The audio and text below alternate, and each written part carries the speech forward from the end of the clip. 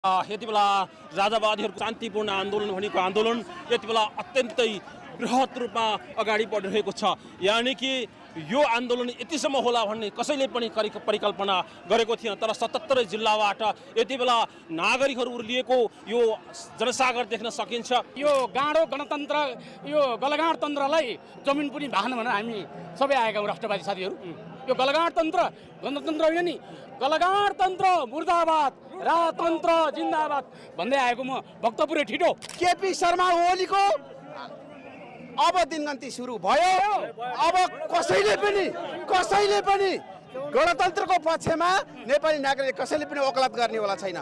जो देशद्रोही छन्, जो भ्रष्टाचारी छन्, देश भ्रष्टाचारको संरक्षण गर्छ, देशलाई धर्मनिरपेक्ष गराएर जो इसाईकरण गर्ने प्रवृत्तिले जो बाधित छन्, राष्ट्रमा बसेका छन्, तिनका